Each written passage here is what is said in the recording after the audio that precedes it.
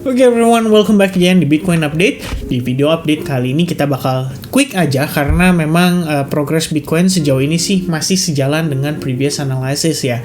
Lebih tepatnya sih kita mencoba untuk mengantisipasi Bitcoin untuk nge-fill fair value gap yang ada pada di bagian atasnya di kisaran 27 ribuan dolar. Jadi kemarin waktu kita update di Bitcoin, kita lihat di sini ya ada probabilitas membentuk seperti falling wedge pattern, atau misalkan kita ngelihat juga selama exponential moving average 21 di sini masih menjadi resistance, maka Bitcoin masih bisa tertekan.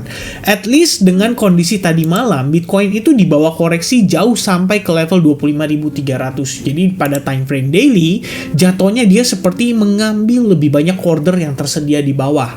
Meanwhile, dari per update kemarin pun kita memang expect ya, istilahnya kalau kita melihat di bagian atas itu kan ada fair value gap ya, teman-teman, yang memang harus di-fill terlebih dahulu. Dalam artian di sini berarti progres koreksinya itu mencangkup untuk proses mencari lower high pada Bitcoin. Nah, yang perlu dinotis lebih kurangnya seperti itu. Dan di video ini juga kita bakal update sedikit untuk XAU ya, karena saya nggak nyangka ternyata banyak banget ya yang nanya soal XAUUSD juga, dan senang banget kalau misalkan kita ngebahas sedikit seputar XAUUSD. At least pada pergerakan kemarin XAU ketika kita coba analisis, kita memang mengantisipasi adanya probabilitas untuk reversal. Jadi kalau teman-teman lihat kemarin juga di judulnya sudah saya jelaskan ya, update XAUUSD potensi reversal. Karena memang kita ngelihat satu buah clue pada XAU di sini di mana proses harganya itu perlahan-lahan mulai ada transisi. Jadi saya melihat sesuatu yang bisa dibilang menjadi indikasi awal lah dari probabilitas untuk dia mengalami reversal. Nah, teman-teman sekalian, hari ini juga ini sedikit penjelasan ya, ketika kita sempat melihat progres Bitcoin mengalami V-formation di sini pada pergerakan pagi hari, itu kita langsung memberikan update juga ke teman-teman di advance group, di mana perspektif atau bias saya per Bitcoin melakukan rejection berupa V-formation tadi, itu langsung kita mengambil action lah ya, atau mengambil langkah, terutama buat saya personally, kalau misalkan ada short position boleh consider untuk TP some portion, dan kalau misalkan ada setup long boleh banget untuk di-consider untuk di-execute. Ya alhasil adalah ya beberapa trade yang di-execute sama teman-teman juga di sini, dan most likely mereka juga lagi ongoing long position ya, sebelum akhirnya, maksud saya dimana sebelumnya kita rata-rata short ya. Jadi untuk bias kita tuh short bias kayak fetch, kita lihat sebelumnya harga turun, target juga udah expect sudah tercapai, mencapai area demandnya, dan langsung mendapati reaction yang lumayan impulsif. Jadi beberapa setup hari ini yang saya lihat ideal untuk di entry long itu kita bisa langsung segera execute per kita ngelihat reaction yang ditimbulkan oleh Bitcoin. Jadi ketika Bitcoin flip bias, kita juga sebagai trader itu perlu sebenarnya untuk melakukan adaptasi sedini mungkin supaya kita bisa langsung mengikuti perubahan tren yang terjadi pada market. So, kita bakal bahas untuk Bitcoin terlebih dahulu. Teman-teman, maaf ya, faktor mengantuk teman-teman ya. Jadi faktor yang perlu kita perhatikan untuk Bitcoin saat ini. What if kita ngelihat Bitcoin rebound? Pertama, it's a good sign, berarti Bitcoin ada buyers ya yang tertarik untuk buyback lagi dari area demand yang ada di sini. Sebetulnya kalau lihat the bigger pictures, ada satu trend line yang saya pengen tambahkan. Teman-teman mungkin nggak akan lihat itu pada time frame daily, karena yang di daily itu kebanyakan orang melihat fokusnya itu adalah trend line di sini yang sudah berhasil di breakdown. Itu betul, but if you move your time frame into weekly time frame, sebenarnya kita punya satu buah trend line lagi yang cukup major di sini, dan itu belum berhasil di breakout, teman-teman. Ya, kalau kita lihat lebih kurangnya ini bahkan bisa di-extend sampai ke bawah sini, more or less-nya. Yap, kalian bisa lihat di sini ada sebuah trendline bullish yang terbentuk sejak 2019-2020 dan terakhir mendapat reaction yang cukup positif di 2022. Jadi, kalau nanti kita memasuki fase koreksi kembali, reject dari level yang kita expect bisa menjadi lower high-nya, maka teman-teman boleh antisipasi probabilitas Bitcoin meneruskan koreksi hingga ke trendline tersebut itu masih cukup tinggi, dan itu di kisaran 22.000 dolar. Dengan catatan, sekali lagi dengan catatan, apabila kita mendapati rejection yang agresif dan impulsif dari minimal area Fibonacci Golden Ratio 61,8%. Oke, itu yang kita perlu antisipasi lah untuk jangka waktu pendek atau menengah.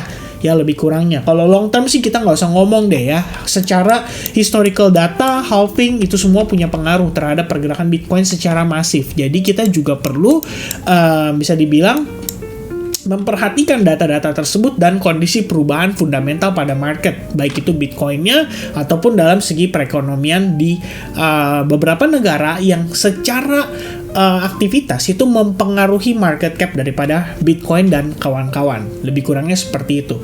Nah, kita ngelihat reaction cukup positif. Seandainya dia mulai naik, minimal sih kalau saya bisa bilang ya, mungkin 27.800 sampai 28.500 itu bisa menjadi next potential target yang akan dites oleh si Bitcoin dalam jangka waktu dekat. Kalau breakout dari sana baru kita berbeda ceritanya, maka kita ngelihat Bitcoin punya probabilitas untuk nanjak kembali. Pada intinya teman-teman, area saat ini pun menurut saya sih, kalau misalkan pertimbangannya adalah untuk DCA, sebenarnya nggak ada salahnya ya, karena sekali lagi kita ngelihat jangka panjang dan kita ngelihat ke depannya akan seperti apa. Itu yang sebenarnya menjadi main fokus kita sebagai seorang investor. Jadi as investor ya kita juga harus sabar-sabar menunggu sampai buah manisnya kembali bisa dipetik, dan itu mungkin nggak dalam waktu dekat karena halving aja belum lewat. Intinya itu teman-teman sekalian. Alright, so next one yang dilihat pada time frame hourly, selain kemarin kita melihat terbentuk sebuah pattern seperti misalkan falling wedge pattern. Di sini yang saya antisipasi juga adalah kita melihat adanya divergence.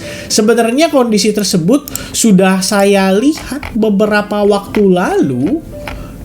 Mungkin untuk make sure ya, saya pengen cek kembali di Bitcoin update daripada si Advance Group. Alright, this one ya. Jadi memang dari beberapa waktu lalu kita sudah melihat ada indikasi lah bisa terjadi yang namanya divergence. Memang sih pada saat itu kita melihat harga masih menjalani proses development ya. Ada konsolidasi, kemudian another spike down. Yang penting di sini adalah bagaimana di sini jadi lower low.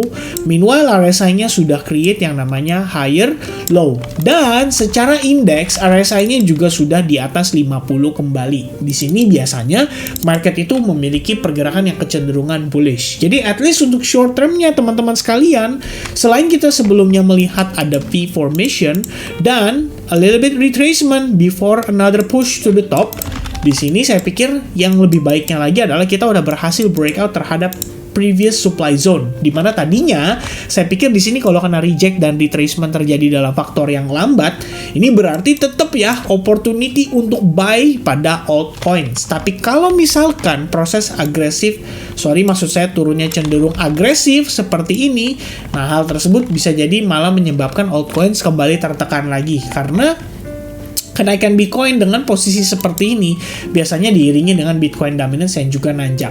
Which is, teman-teman perhatikan baik-baik di sini. Anda melihat dia membentuk falling wedge, kemudian dia lihat ada yang namanya create higher high, dan pada level yang sama lebih kurangnya kita bertahan dari tekanan jual dan ikut nanjak berbarengan dengan Bitcoin. Jadi ini yang menjadi faktor membuat altcoins juga agak sulit akhirnya untuk mengikuti pergerakan daripada Bitcoin. Ya, to be honest, saya nggak tahu apakah ini akan berlangsung lama, tapi selama altcoins-nya juga secara price action mungkin menunjukkan bahwa probabilitasnya masih bisa naik, dia masih bisa create higher high dan higher low, maka menurut saya nggak ada masalah dan masih bisa di follow up dengan baik. Itu jadi pertimbangan untuk saya saat ini. Dan yang paling penting adalah teman-teman pahami, ketika Anda buy long di market, ketika higher time frame-nya adalah bearish, ini berarti kita countering the trend pada smaller time frame. Dan ini artinya memberikan indikasi kepada kita bahwa kita harus menggunakan risiko yang lebih kecil daripada standarnya, karena kita sedang kontra dengan flow daripada bigger time frame-nya. Jadi itu perlu kita antisipasi sama-sama. Bitcoin pada pergerakan jangka waktu pendek kelihatannya akan retest terhadap anchored VWAP. So my question is, will we get any rejection dari sana, atau kita akan bablas dan membawa Bitcoin ke harga yang lebih tinggi lagi untuk testing di atasnya? Ya, intinya teman-teman kuncinya satu. Secara struktur Bitcoin sekarang sudah bullish. Ya, kita ngelihat di sini udah ada higher high, higher low, dan higher high, dan higher low lagi. Kalau misalkan Anda melihat Bitcoin retrace, selama dia create higher low, maka tidak ada masalah karena harganya masih bisa naik lagi dan create another higher high. Oke, itu sementara yang menjadi concern saya, dan saya melihat Bitcoin progresnya cukup baik, at least time frame daily dalam waktu 3 jaman per saya bikin video ini. Mungkin kalau closingnya dalam keadaan bullish, ini bisa menjadi first indication of correction ya, daripada drop yang terjadi di minggu lalu ya. Lebih kurangnya seperti itu teman-teman sekalian. Oke, mudah-mudahan cukup jelas. untuk Bitcoin-nya. Dan terakhir tambahannya adalah untuk XAU-USD. Jadi kemarin kita udah sempat antisipasi, kita ngelihat ada probabilitas untuk XAU bisa mengalami reversal. At least pada time frame 1 jam setelah konsolidasi terbentuk, harga akhirnya berhasil langsung bablas di atas Fibonacci 61,8 dan 0,71 dan sukses create yang namanya higher high. Maka kalau teman-teman lihat dari time frame 4 jam, ini posisi secara struktur kita udah lihat dia mulai mengalami reversal, ya. Anda bisa lihat di sini lower high, lower low, lower high, lower low, lower low, lower high, lower low, dan previous high-nya udah berhasil di take out. Bahkan nggak cuman itu, tapi ada beberapa high level yang langsung di take out. Yang pertama, kedua, dan juga yang ketiga. Jadi proses ini itu amat sangat membantu ya untuk si gold itu mengalami reversal. At least pada time frame daily kita bisa melihat ini akan memasuki fase koreksinya terlebih dahulu dari tekanan jual yang masif dari atas seperti ini. Jadi sejauh mana dia akan berlari, mungkin kita lihat dia bisa retest sampai ke level 1935 karena di situ ada confluence, support resistance, dan juga level Fibonacci 0,5%. Jadi untuk teman-teman follow up, ya Anda bisa perhatikan pada time frame kecil ketika dia mengalami retracement, ketika dia mengalami koreksi, di sini akan menjadi peluang Anda untuk buyback kembali pada XAU-USD, memanfaatkan potensi perubahan struktur yang ada pada time frame kecilnya. Oke, so that's for XAU-USD dan juga untuk Bitcoin update. Mudah-mudahan informasi yang saya berikan bisa bermanfaat buat teman-teman sekalian dan sampai jumpa kembali di update berikutnya. God bless buat teman-teman. Have a blessed day and have a nice day guys. Cheers. Bye-bye.